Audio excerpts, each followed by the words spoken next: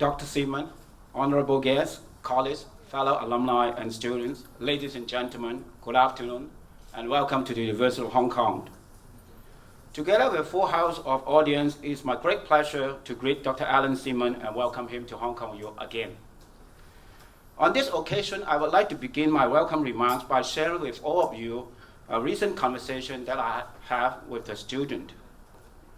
As a teacher in the business school for more than 20 years, I've been telling my students and also told that student that they need to be good not only at their subject areas, but also know how to find ways to break through the limitations and also the walls surrounding them.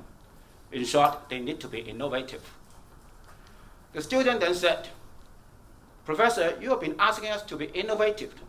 Then why don't we just drop the idea of conventional tests and exams? So no tests, no exams, and just be innovative in their performance assessment." And I told the student, no problem. As long as with the innovation, we can create values or we can add values to the old things, especially to those that are being replaced with the new innovative ideas. In particular, I told the student, we are not doing innovation for the sake of doing innovation. I also told the student, as a university student, you should catch every opportunity to learn how to be innovative, not just from the classroom, but also beyond the classroom. Today, I'm very happy to see our business association, one of our student associations in Hong Kong Youth, has invited one of the most successful and well-known business person in Hong Kong, Dr. Allan Zeman, to come to Hong Kong U and share with us his thoughts on innovation and his stories to success. Today's event is a joint effort among the faculty, students, and business leaders. And I believe this is a very, very meaningful one for every one of us here today to learn not only how to be innovative, but also how to embrace innovation and change, of course, from our guest speaker, Dr. Allan Zeman. Dr. Zeman, on behalf of the Faculty of Business Economics, may I once again take this opportunity to express our heartfelt thanks to you for squeezing this event into your hectic schedules. I'm sure we are all longing to listen to Dr. Zeman's speech and sharing. But before that, let me now pass the stage to Joycelyn, the chairman of our business association, to introduce to you our distinguished speaker today. Thank you.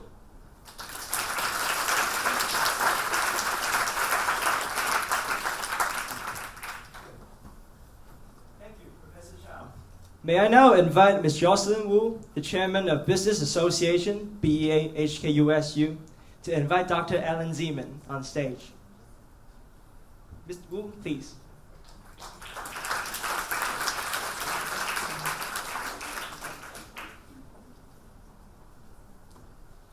Dr. Zeman, Professor Chow, ladies and gentlemen, I am very pleased to be with you today, and I'm extremely honored to have the chance to introduce our guest speaker, Dr. Allan Zeman, GBM, GBS, JP. Dr. Zeman, godfather of Lan Kwai Fong, needs no introduction. As the chairman of Lan Kwai Fong Holdings Limited and the chairman of Hong Kong Ocean Park, he is well known for his charisma and is renowned as one of Hong Kong's most successful entrepreneur and business magnate. Dr. Zeman is also an active contributor to the local community. Dr. Zeman has lived in Hong Kong for over 40 years and has been very involved in public services as well as community activities. Besides being the chairman of Hong Kong Ocean Park, he is also a member of the General Committee of the Hong Kong General Chamber of Commerce. Last but not least, he is also a very fascinating person, and we're all excited to have him share with us his very own success story. Without further ado, please join me in welcoming Dr. Allan Zeman with a big round of applause.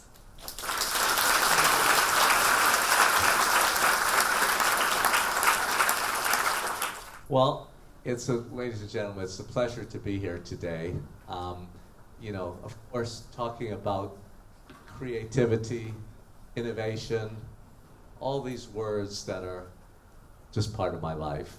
Entrepreneurship, and and standing outside and seeing all these young people that are starting out in life, and some of you are working in jobs, others are just have ideas, creative ideas. you know, you were told earlier, I've been here actually for 47 years. And my story is one, I grew up in Canada, in Montreal. I was very young. My father died when I was 7 years old. And I came from a very moderate family. I had one older sister. And I decided at that time, I was 7 years old, at the age of 10, I decided to get a newspaper route in the morning before I went to school. I started to deliver newspapers. And that newspaper paying me 25 Canadian dollars a week. My friends were getting $1 allowance from their parents. 25 was a lot of money. When I turned 12 years old, I decided I was still delivering newspapers, but I liked the taste of money. And so I lied a little bit about my age. I went to apply at a restaurant. You had to be 16 years old to work in a restaurant on weekends. It was Friday, Saturday, and Sunday. Friday night, cleaning tables, called it a busboy. And with tips, I was getting $35 a week. So combined, I was getting $60 a week, Canadian, only 12 years old. My teachers were earning about $35. And so I realized that I was doing something right at 12.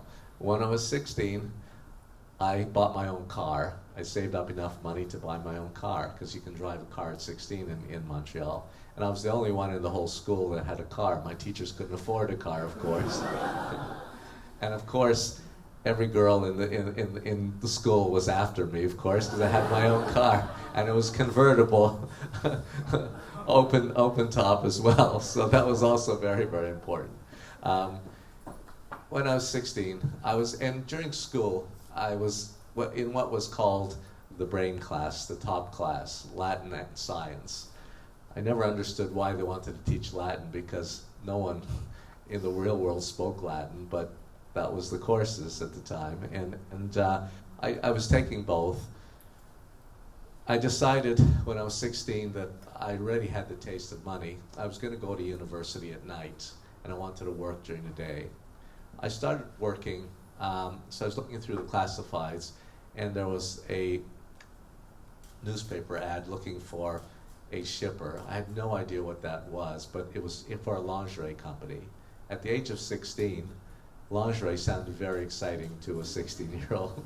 So I went and applied for the job, and obviously I got it.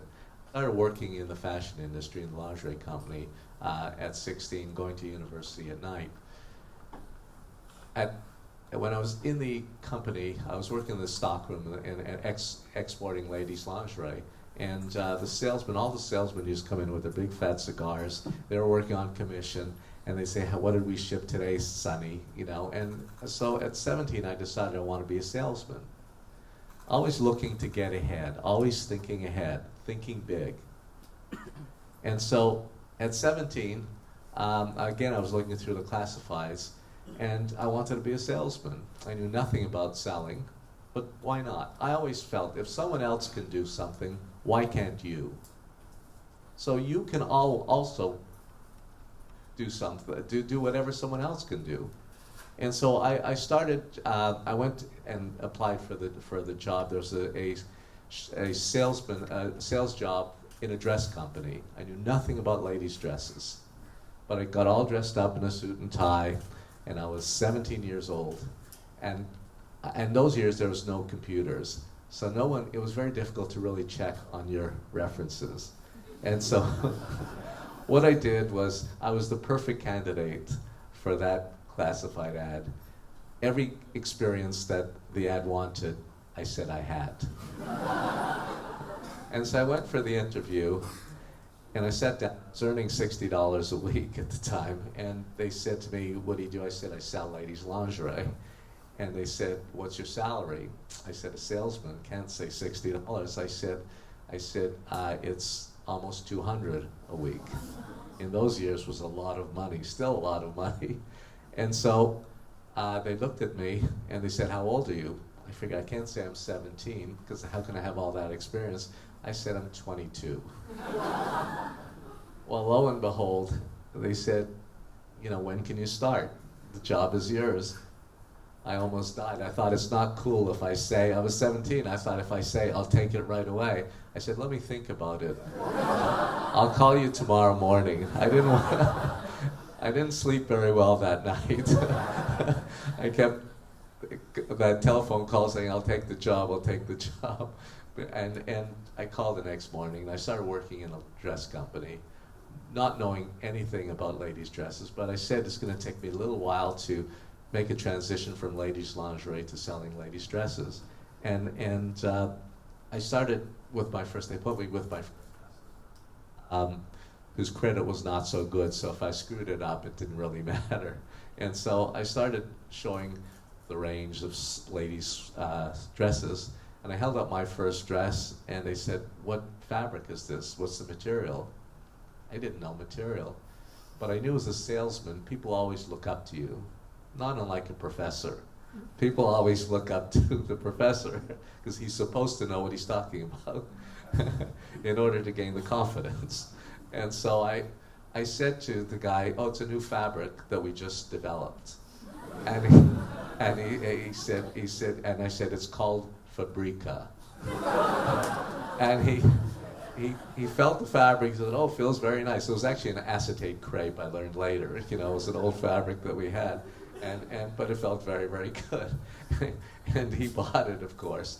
And I started to learn a bit about selling, what selling was all about.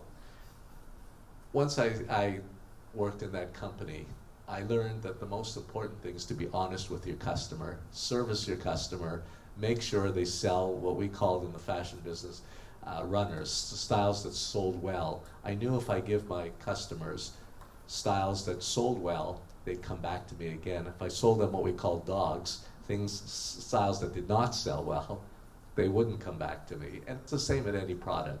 People always want good product, and then they'll have faith in you, they'll believe in you. And so I started to sell,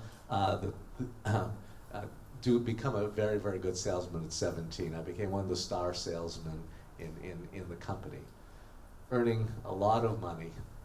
Then at the age of 19, I decided I want to start my own business. As I said earlier, somebody else can do it. Why can't I? Even though I'm only 19 years old, I could see that in those years that imports were the way to go. That's really what brought me to Hong Kong. And so I thought to myself, I'm going to do ladies' sweaters, fashion sweaters from Hong Kong, because in Canada the unions were very strong, and I really didn't want to work with unions and be unionized. And I thought, also at the age of 19, going to Hong Kong really was like going to the moon, because nobody knew really where Hong Kong was in those years. And so I got on a plane, I came to Hong Kong with another young guy from London, and we were the first ones to do fashion sweaters, ladies' fashion sweaters. In Hong Kong, as soon as I stepped off the airplane here, I just fell in love with the place. The old Kai Tak airport, coming in, making that turn where you almost felt you were going to crash into the building. But in those years, the biggest problem I had, Hong Kong in those years was a British colony. So all the British were here. Although I spoke English, I didn't understand what they were talking about because their accents were so thick. The English accents of the British were so strong. I had no idea what they were talking about. But I loved the can-do spirit of Hong Kong. I loved the idea that in Hong Kong, in Canada, in Montreal, I was doing business in a local market, in a Canadian market. The beauty of Hong Kong was I could do business with the world. Hong Kong was international. It was really, really a very special place. In those years, China was just developing, was not even developing, and it wasn't even in the equation. But I just felt that this was really the place to be. I started importing ladies' sweaters into Canada and the United States. And the end of my first year in business, at 19, I made $1 million US profit. I thought, wow, I'm rich. I sat down with the accountants at the end of the year. I said, I'll have a check for $1 million. They said, not so fast. I said, why? I said, you have to pay tax. I said, tax? How come? They said, well, I said, who gets the tax? They said, well, everyone pays tax. You know, socialized medicine, socialized this, socialized that. Someone has to pay for it. So I thought to myself, well, how much is the tax? They said 50%. I took a deep breath, and I thought, well, now I have $500,000 US, still a lot of money to a 19-year-old. I said, okay, I'll have a check for $500,000. They said, not so fast. Again, I said, why? I have to pay tax again. I said, tax? I just paid tax. That was corporation. Now you have to declare a dividend for personal tax, double taxation at a lesser rate. I think I wound up with around $425,000 out of my million. Still a lot of money to a 19-year-old. But I was in Hong Kong on a buying trip, and I said, what's the tax in Hong Kong? And at that time, I was working through Swire and McLean, my buying office, and that time they said 15%. Wow, a bright light went off in my head. How many years am I going to make $1 million? I can move to Hong Kong, I don't have to work as hard to pay the government, and I can keep the money that I'm making, put more money in my pocket. And so in those years, not too many people knew where Hong Kong was, knew about Hong Kong. And so I told my late mother, I'm going to move to Hong Kong. And she looked at me and she said, you're going to move to Japan? Because in those years, things were made in Japan. Not too many people knew about Hong Kong. I said, no, it's China. That was even worse, especially, oh, my son, you know. And I said, don't worry, it'll be for a few years. But I just felt Hong Kong was really my place. Hong Kong was an entrepreneur's dream. When I first came here, I thought in Hong Kong, and even today, although I know it's very difficult, many people complain, Hong Kong, you can have a dream at night. The next morning, with limited government interference, you can make your dream come true. You can make it happen. And that was the thing I loved about Hong Kong. The people, everything had a can-do spirit. There wasn't the defeatist attitude that I know a lot of us experience today.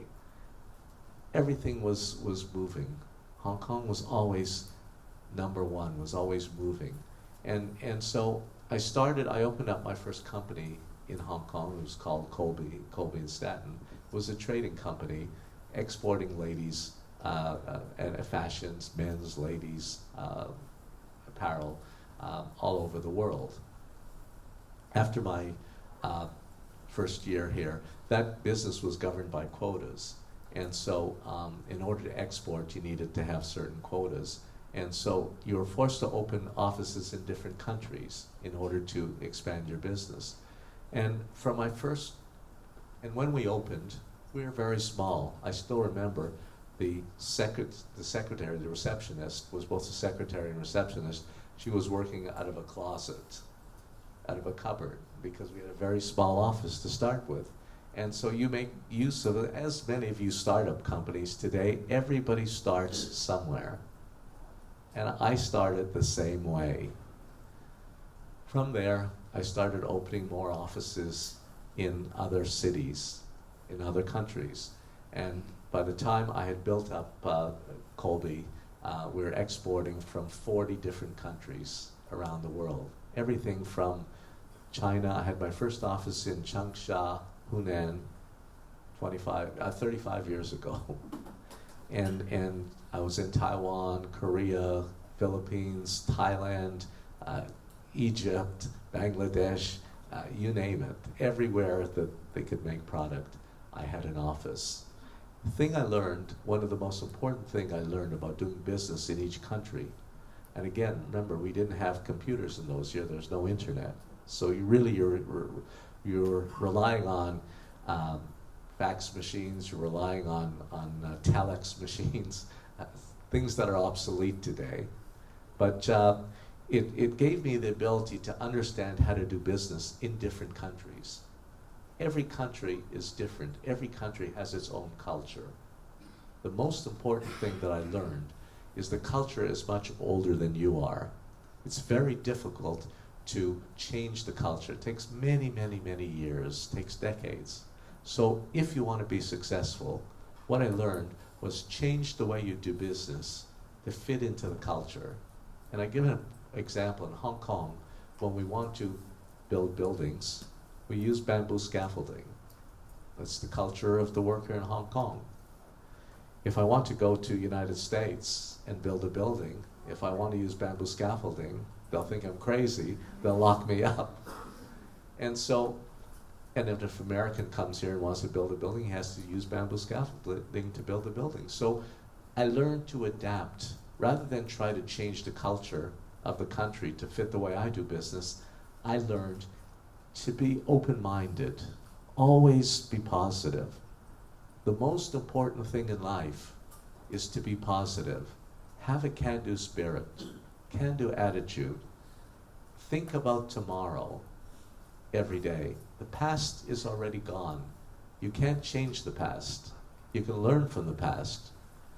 Tomorrow you can change. So think forward. I always say the brain is like a computer.